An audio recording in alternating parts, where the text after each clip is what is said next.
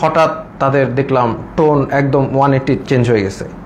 তারা তখন মানে বিএমপি যারা লিডার আছে তাদেরকে একদম খাবার টাবার এনে দিচ্ছে, সবার সাথে ভালো বিহেভ এরকম। তখন আমরা মোটামুটি আমরা বুঝতে পারলাম যে তারা আসলে বাইরে কিছু একটা হচ্ছে।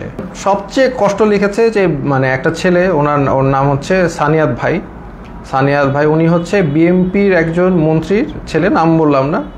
তো ওরা আসলে খুঁজছিল তার বাবাকে পায়নি দেখে ওই ছেলেটাকে ধরে নিয়ে গেছে, সানিয়াত ভাইকে ধরে নিয়ে গেছে। তো সানিয়াত ভাইকে 4 দিন, উনি বলছে 4 দিন ওনাকে পিটিয়েছে, চোখ বেঁধে হাতে দিয়ে ঝুলিয়ে পিটিয়েছে। এবং সবচেয়ে যেটা উনি বলল যে ওনার মাকে ফোন দিয়ে শুনিয়েছে যে তাকে যে টর্চার করছে এটা তার মাকে শুনিয়েছে ফোন দিয়ে লিগার হানাদাররা। তো লিগার হানাদাররা মাকে শুনিয়েছে যাতে বাবা এসে তাকে দেয় এবং ছাড়িয়ে নেয়। আর যেহেতু ওনার বাবা আসছিল না, বা ওনার অবশ্যই তারা তো জানিয়ে যায়নি কোথায় গেছে, তাকে অমানবিক টর্চার করেছে। সেই ছেলেটা এমনি আমার মতোই, তার স্পাইনে প্রবলেম আছে, আমার মতোই অসুস্থ, এবং তাকে টর্চার করেছে বিভিন্নভাবে, হাতে পায়ে ঝুলিয়ে পিটিয়েছে। তো সে কাঁদতো অনেক, আমি সান্ত্বনা দিতাম, আমরাও সব বিষয় নিয়ে মজা করতাম। তো এই রকম একটা অবস্থা ওইখানে। প্রতিদিন নাম ডাকতো, প্রতিদিন নিয়ে পিটাতো। এমন রাত যে কোনো সময় ডাকতে পারে, সকাল 12টায় ডাকতে পারে, রাত 1টায়, এনি টাইম নাম আসতে পারে। নাম আসলে they will take you and torture you. তো আমাকে টর্চার ওই প্রথম দিন যে হিট করে যে আমাকে থ্রেট দিল, তারপরে আমাকে কোর্টে চালান দেওয়ার পরে আমাকে আর টর্চার করে নাই। বাট আমি বিভিন্ন সময় ইনফরমেশন পাচ্ছিলাম, যেমন একজন মানে আমাকে ধরে নিয়ে গেছে, একজন পিটিয়ে আনছে, সে আমাকে ইনফরমেশন দিল যে আমার ব্যাপারে বলেছে যে অনেক ডিবি নাকি বলছে যে এই লোকটাকে কেন ধরলো, এটা তো ঠিক হয় নাই।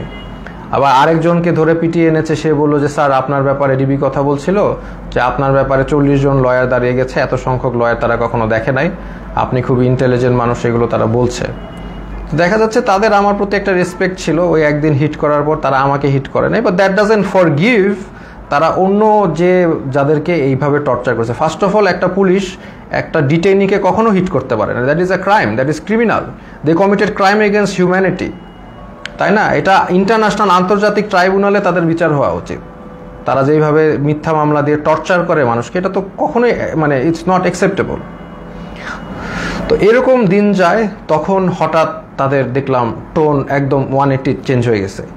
তারা তখন মানে বিএমপি যারা লিডার আছে তাদেরকে একদম খাবার টাবার এনে দিচ্ছে, সবার সাথে ভালো বিহেভ এরকম। তখন আমরা মোটামুটি আমরা বুঝতে পারলাম যে তারা আসলে বাইরে কিছু একটা হচ্ছে, সামথিং ইজ হ্যাপেনিং। কারণ আমরা তো কোনো ইনফরমেশন পাই না, সামথিং ইজ হ্যাপেনিং, আদারওয়াইজ তারা এরকম চেঞ্জ করবে না কেন?